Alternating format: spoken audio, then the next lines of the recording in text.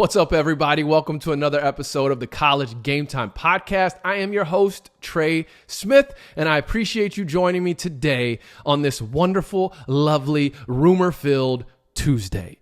Before we get into our loaded lineup, I'm going to ask if you're watching on YouTube to like, subscribe, comment at the end, share it with a friend. And if you're listening on one of the streaming platforms, please give it a 5-star rating, especially if you're on Apple Pod. Got a lot of momentum happening right now on Apple Podcasts. So if you listen on Apple, please, it takes 2 seconds. Just click the 5 stars and then leave a comment. Just leave something saying, finally, a podcast for the American Athletic Conference, something of that nature. Make it positive, though. Make it nice. But even if you don't want to do that, just click the 5 stars. Literally, it takes 2 seconds. But it would really help grow this podcast, get it exposed to more people. And as I've been saying, literally on every episode, we are on a mission to become the #1 show for the American Athletic Conference. And then whoever else may be listening from other conferences that's just curious about what's going on in the American. All right. Now that that's out of the way, let's get into today's lineup. I'm going to be talking about this ACC meeting. Got a little something for you SMU fans and really fans of the conference. I did a study comparing and contrasting some things of the American and the ACC that I think is good for anyone who's a fan of the conference to hear. But it's kind of targeted towards SMU fans because I know you're probably right now like, Jesus Christ, are we ever, are any of these opportunities going to work in our favor? And then I want to talk a little bit at the end about this CFP format and just some murmurs that are going around that are making their way around social media as it pertains to the expanded format and potential changes with how much the landscape has shifted in college football that it could then have a trickle-down effect on the CFP. And I just have some thoughts I'd like to share there. But let's start with the ACC meeting that was supposed to happen today. I didn't say that, but it's out there. Our friend Jim Williams, you can find him on Twitter X at JWMediaDC.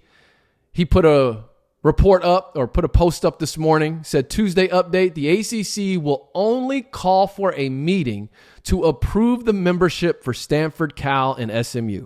There's no reason to call for another straw vote to say no. In other words, if they're going to meet today, they're voting to approve these teams into the conference. And Jim said that like 6 a.m. Central Time. Then another journalist, Brian Murphy, he reported or put up on his Twitter X, and he's at MurphSturf. He said ACC president's regularly scheduled call today was canceled, not an unusual occurrence. Carry on. There was a reporter from The Athletic who I don't have her screenshot available right now, but she confirmed that as well. And then Brian Murphy said this, quoting the ACC commissioner Jim Phillips from last month. Quote from Jim Phillips, ACC commissioner. We meet once a week now, sometimes more, referring to the presidents, league presidents. Then if we don't have anything to go over, we can cancel the meeting, but it's on our CEOs to schedule. So I'm sharing all this with you because I feel like we can put 2 and 2 together here to determine that obviously the ACC is still not interested in adding those 3 schools. Or if they are, it wasn't important enough to have that conversation today. And with time being of the essence, I believe it's a fair conclusion to say it ain't happening. Now, it's realignment season. Things can change overnight.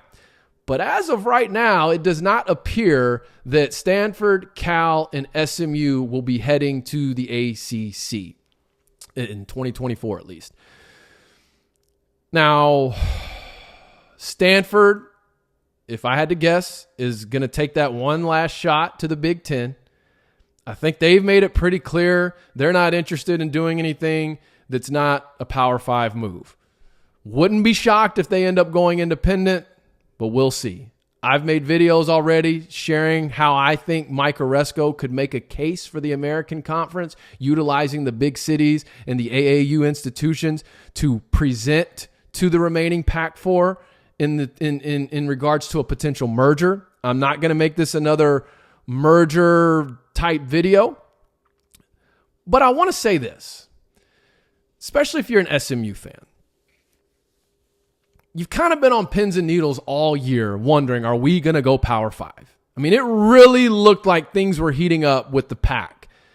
And then things fell apart, bottom fell out, and here we are. And it was like, dang it, that didn't work out. Then all of a sudden, this ACC smoke started surfacing. Then they voted against it. Had, 3 schools that they couldn't get one of them to flip.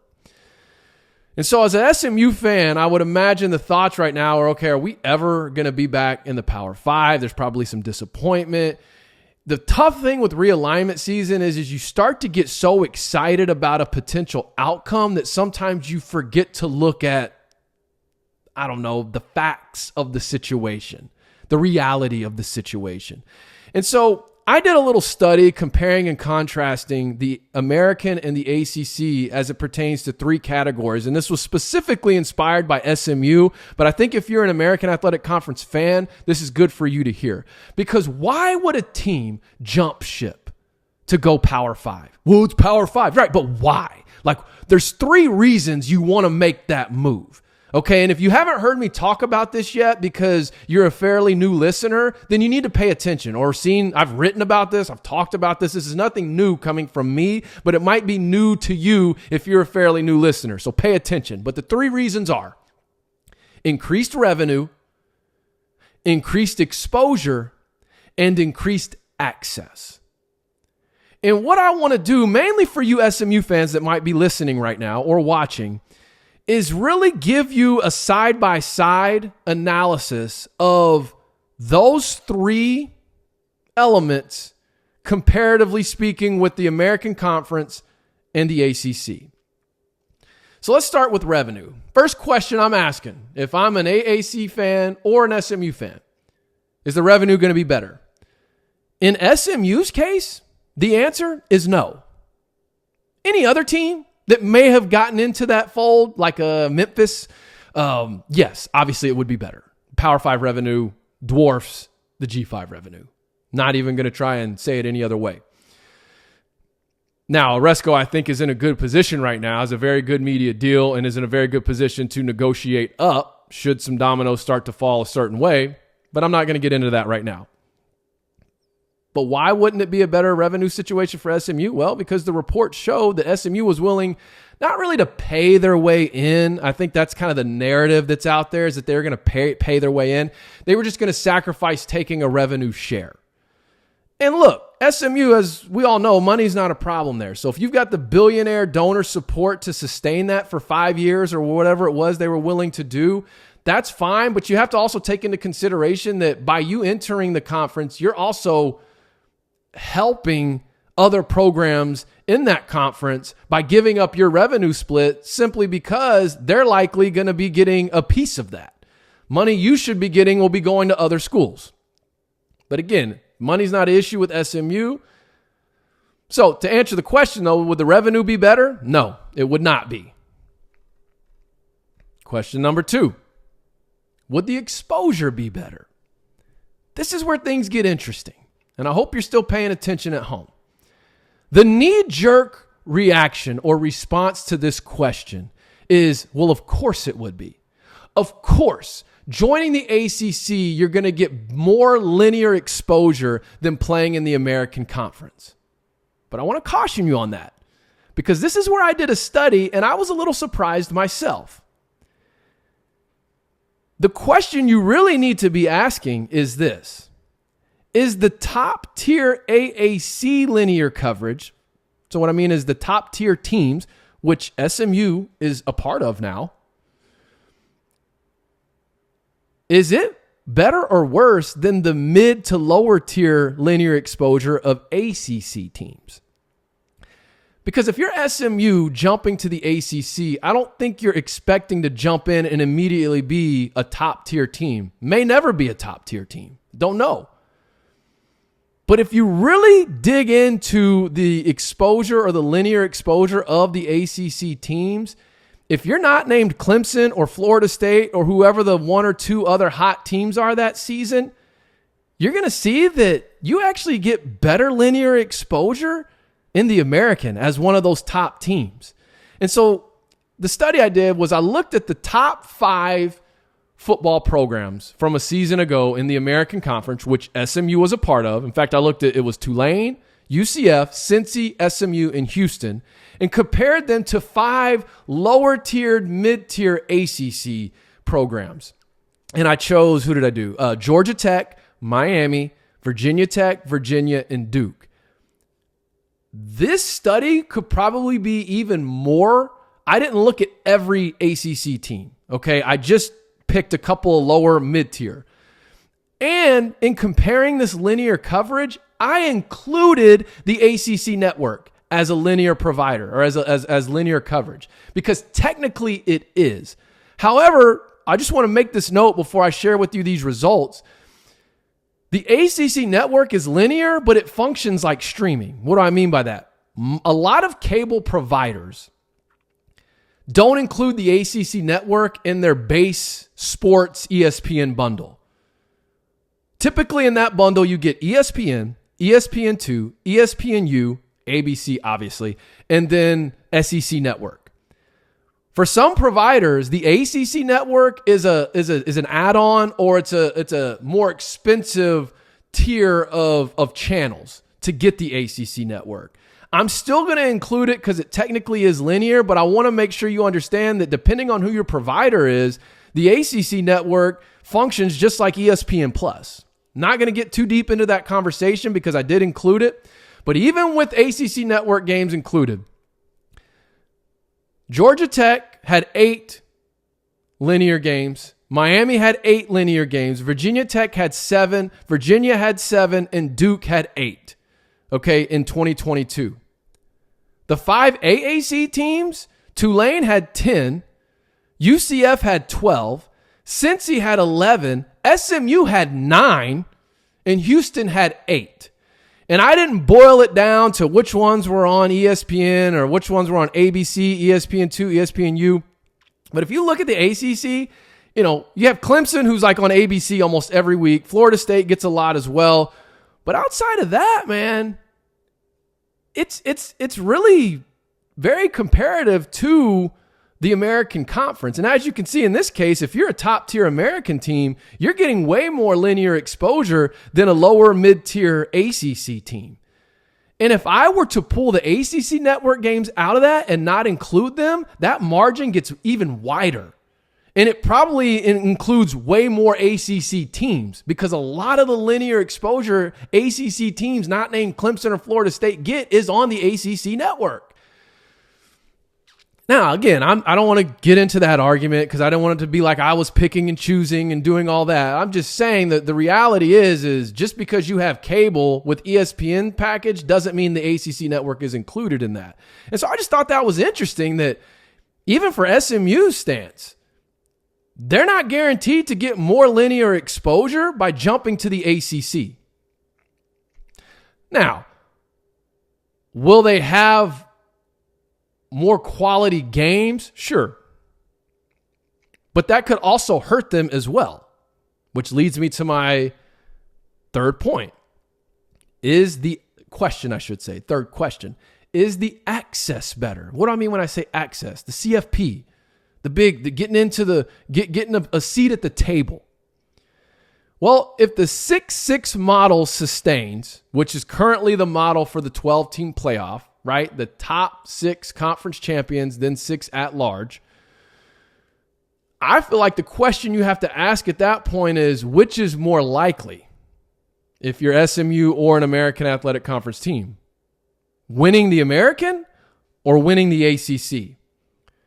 Because those at-large bids, I don't see a lot of those going to ACC teams not named Clemson or Florida State. They're going to go to SEC teams, they're going to go to Big Ten teams, and likely go to Big 12 teams at this point. So what are you more confident in? That you can go win the American Conference and compete to win the American Conference year in and year out? Or are you more confident that you could get into the ACC and be a contender there and either win that conference to get that slot, or you think you could go in and be one of those 6 at-larges competing with the rest of the SEC, Big Ten, and Big 12? So just think about that for a second. You've got revenue to consider, you've got exposure to consider, and you've got access to consider. So that side-by-side study for any of the American teams is just think, if you get into that top tier, that top 5 of teams in the conference, you're going to get some pretty good linear exposure. And then here, finally, getting into this last piece is that 6-6 model in the CFP format, right? There's some smoke and some murmurs, some rumors, some things going around that with the significant changes to the college football landscape, that the 6-6 model could be in jeopardy because conferences like the SEC and Big Ten are going to want as many of those bids to go to as many of their teams as possible, and allowing the top 6 conference champions to get an automatic bid threatens their chances of having more teams in. From that perspective, I get it. Here's just my 2 cents. Not that anybody cares, but here's my 2 cents on that. If you remove access from the G5 schools to that expanded playoff, you are taking away and robbing fans of one of the things that makes college sports great, which is the underdog Cinderella stories. And I would just be incredibly disappointed, not even as someone who's currently covering the American Conference, just as a college football fan. You know what the most popular time of the year is for college sports? It's the month of March. You want to know why? Because of March Madness. You want to know why March Madness is so significant, is so massive? Why millions of people are taking off work just to watch, or going to work and watching at work? It's because everyone's hoping to see that next Cinderella story. We don't care that 16 seed will likely lose by 40 to number 1 seed Kansas. We're still going to watch thinking maybe there's a chance, because every so often you see that 12 seed, that 13 seed. And in recent history, we saw a 16 seed get that upset over the number 1 seed. It's not always about, it's always going to end up being 4 blue bloods in the Final Four anyways. Okay, fair enough. That doesn't mean we're not going to watch the opening weekend. And that doesn't mean that there won't be a season like this past cycle where you had San Diego State and Florida Atlantic make a run, or the year you had VCU and Butler make a run. Butler going to back-to-back national championship games. George Mason making a run to the Final Four. You're robbing fans of those experiences when you take away access, when you take access away from the little guy. And then what you do is you do those conferences a disservice, because now those teams are going to be constantly looking at how they can get to one of the bigger conferences just so they can get that access. And say what you want about realignment season, and obviously most people's feelings towards realignment season are directly affiliated with how their team fared. But the truth is, it has been horrible for college football. Horrible.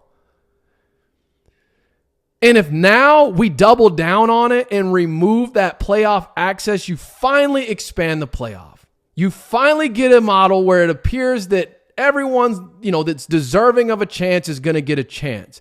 I don't care if it's number 2 seeded Georgia or Bama or whoever, Michigan, versus a 11, 12 seeded, SMU or Memphis or whoever that G5, AAC auto bid goes to. I don't care. I still am going to watch it as a fan. I mean, even a couple years ago when Cincy finally got in, because the stars aligned just right, they had that road victory against Notre Dame, they were undefeated. Yeah, I get it. The final score against Bama in that game was not pretty. It was like a blowout, 24-3 or something. I was at the game, okay? But I'm telling you right now, early in that game, Desmond Ridder put it right on the money to a guy running a post in the end zone. It bounced right off his chest. If he catches that ball, this game is like, I think, 17-13 going into the fourth quarter or something like that. I mean, it's a one-possession game. And yeah, I get it. Bama ended up doing Bama things.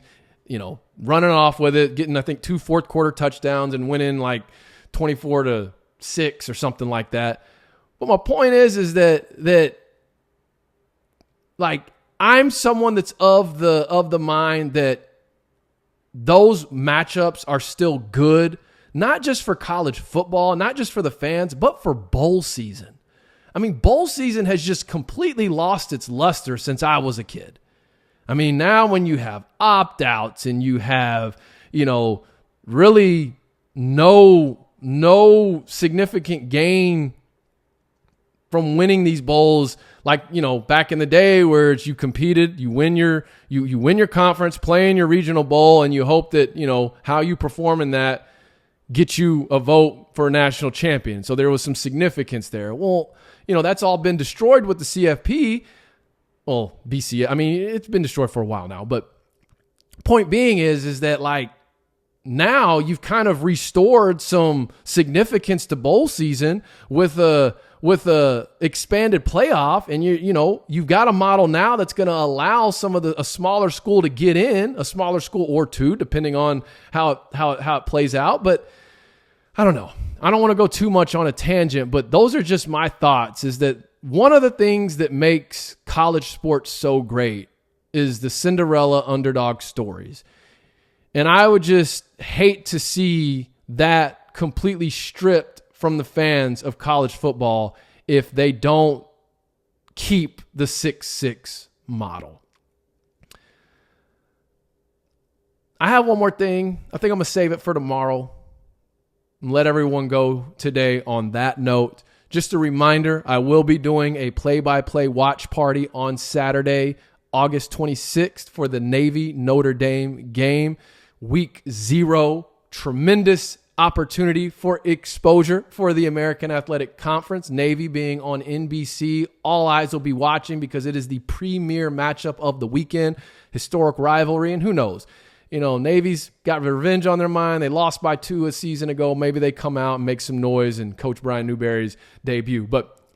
So I'll basically be calling the game right here on a live stream, interacting with whoever wants to hop on and join me, just hanging out, watching the game, watching some football, and love to see you there. And I'll continue to talk about that throughout the course of the week. But that's going to do it for today. Trey Smith, College Game Time.